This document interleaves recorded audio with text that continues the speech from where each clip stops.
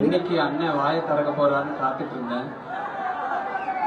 வெளியே வந்தோடனே என் மனசுல இருக்கிற குறையெல்லாம் கொட்டி தீக்கிறதுக்காக தான் நான் இந்த தியானத்திலே இருந்தேன்.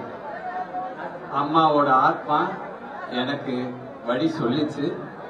அதை கேட்டு அது மாதிரி நடக்க போறேன் அப்படின்னு சொன்னாங்களே, அன்றைய தினம் அன்றைய அந்த ராத்திரியே தமிழகம் மொத்தமும் விழித்துக் கொண்டது.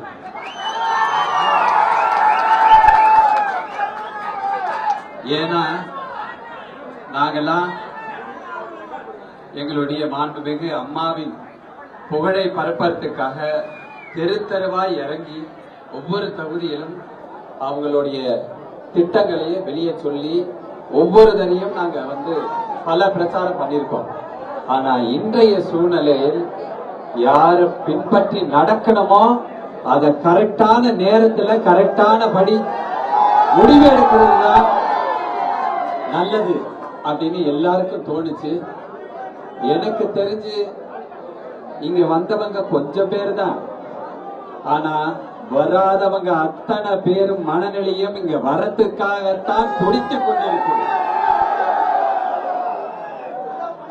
அண்ணனை பத்தி நான் சொல்ல தேவையில்லை. அவர் தொகுதியில பல சட்டமன்ற தேர்தலில் நான் பிரச்சாரம் பண்ணியிருக்கேன்.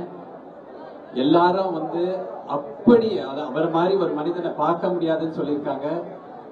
இன்றைய முதல்வர் மட்டும் இல்ல, நாளைக்கும் அவர்தான் தமிழ்நாட்டை ஆள பற்றி நாம நடக்கிறது தான் நம்மளுக்கு கௌரவத்தையும் கொடுக்கும், அந்தஸ்தையும் கொடுக்கும். மகளிர், உங்களை எல்லாரையும் கேட்டுருக்கேன். நீங்க நினைச்சா எது வேணா பண்ணலாம். கண்டிப்பாக உங்களுடைய ஆதரவுகளும் இளைஞர் பட்டாளம் அத்தனை பேரும் அண்ணனோட தான் இருக்காங்க. அண்ணனுடைய வழிகாட்டுதல் படி கண்டிப்பாக இந்த தமிழகம் காலரை தூக்கி விட்டுட்டு நடக்கலாம். அந்த அளவுக்கு எங்களுக்கு கௌரவம் கொடுத்தது அண்ணனுக்கு இந்த நேரத்தில் நன்றியை சொல்லி நான் விடைபெறுறேன். நன்றி, வணக்கம்.